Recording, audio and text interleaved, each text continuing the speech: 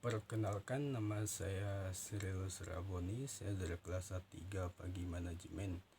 Di video kali ini saya akan membacakan ringkasan materi pada bab 5, yaitu Manajemen Krisis pada buku Ajar Analisis Lingkungan Bisnis dengan dosen Bapak Adi Mursalin, SEMM.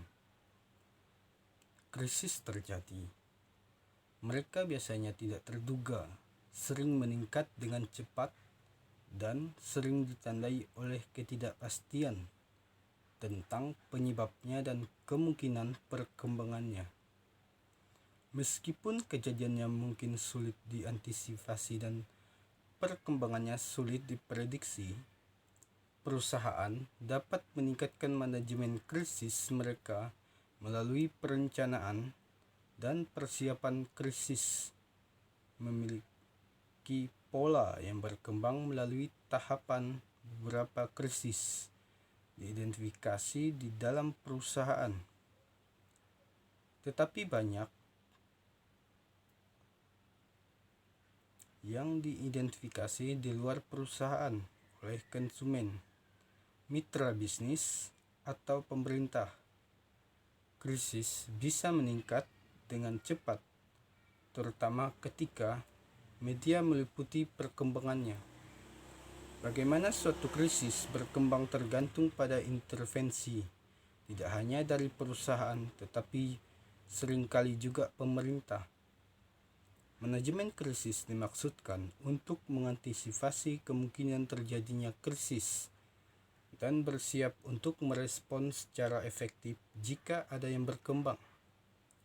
Komponen penting dari manajemen krisis adalah penghindaran, yaitu mengurangi kemungkinan terjadinya krisis. Ini dapat melibatkan audit risiko dan reputasi untuk menilai exposure dan perubahan dalam praktik manajemen untuk mengurangi kemungkinan terjadinya krisis.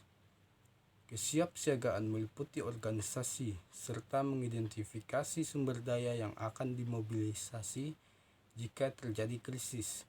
Ketika krisis terjadi, perusahaan harus merespon secara tepat dan berkomunikasi secara efektif dengan mereka yang terlibat serta dengan publik dan pemerintah. Sebuah tanggapan membutuhkan identifikasi agar penyebab dan krisis sehingga dampaknya dapat diatasi dan krisis di masa depan dapat dihindari. Sebuah tanggapan juga membutuhkan tindakan untuk memberikan pertolongan kepada mereka yang terkena dampak dan langkah-langkah untuk memastikan bahwa lebih banyak yang tidak terpengaruh. Komunikasi yang efektif dapat melibatkan penerimaan tanggung jawab, permintaan maaf kepada mereka yang terkena dampak, ekspresi kepedulian terkadang mereka yang terkena dampak, dan jaminan bahwa masalah sedang ditangani dan tidak akan terulang kembali. Lembaga pemerintah dapat memainkan peran penting dalam berkomunikasi dengan publik, mengidentifikasi sumber krisis, dan membantu mengatasi dampaknya. Setelah krisis diselesaikan, perusahaan harus menilai kembali langkah-langkah penghindaran krisis dan kesiapannya. Sekian video dari saya pada materi hari ini. Saya ucapkan terima kasih.